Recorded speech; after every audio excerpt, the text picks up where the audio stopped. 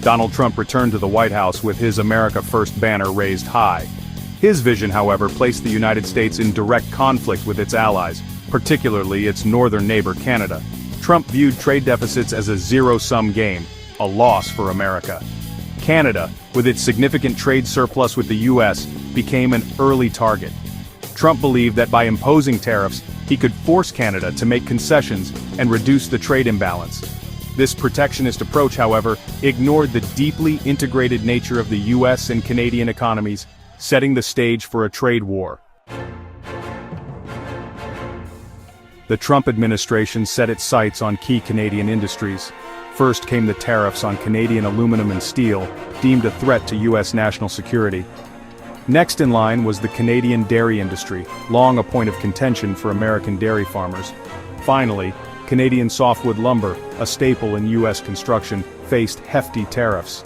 These tariffs, according to the Trump administration, were meant to protect American jobs and industries from unfair competition. However, they sent shockwaves through the Canadian economy, impacting businesses and workers alike. Former Prime Minister Justin Trudeau refused to back down. His government responded with carefully calibrated counter-tariffs on over $30 billion worth of U.S. goods. These weren't random targets. They were strategically chosen to inflict maximum political pain on the Trump administration. Bourbon from Kentucky, orange juice from Florida, motorcycles from Wisconsin, all faced Canadian tariffs. These products originated in states crucial to Trump's electoral base, sending a clear message: Canada would not be bullied. Canada's strategy went beyond tit-for-tat tariffs. Trudeau's government engaged in a multi-pronged approach. First, they launched a charm offensive, reaching out to U.S. governors, congressmen, and business leaders from both sides of the aisle. They highlighted the integrated nature of the two economies and the harm tariffs would inflict on American businesses and consumers. Second, Canada accelerated trade diversification efforts, deepening ties with the European Union through CETA and with Asia-Pacific partners through the CPTPP. This move aimed to reduce Canada's reliance on the U.S. market. The carefully constructed Canadian strategy began to yield results. The Trump administration found itself increasingly isolated. American businesses facing higher costs and supply chain disruptions due to the tariffs voiced their opposition. The U.S. Chamber of Commerce and other powerful industry groups lobbied for a resolution. Adding to the pressure, the tariffs on politically sensitive goods sparked outrage in key swing states, putting Republican lawmakers in a difficult position. Assessing the long-term impact. Faced with mounting domestic pressure, legal challenges under the USMCA, and ongoing trade disputes on other fronts, the Trump administration ultimately backed down. The tariffs were lifted, marking a clear victory for Canada.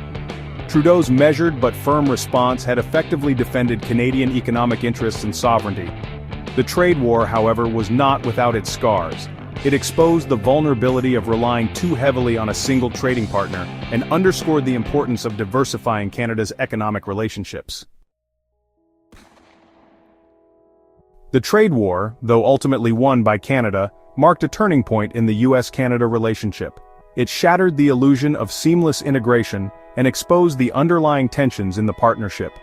This new reality led to the resignation of Justin Trudeau in March 2025. His successor, Mark Carney, the former governor of the Bank of England, represents a decisive break from the past. Carney, known for his pragmatism and global outlook, has declared an end to the old era of assumed closeness. He is set to meet with President Trump on May 6, 2025, to chart a new course for the bilateral relationship, one based on mutual respect and a clear-eyed understanding of each other's interests. The trade war also left its mark on the Canadian psyche. The experience ignited a wave of anger and resentment towards the United States, a sentiment that transcended political affiliations.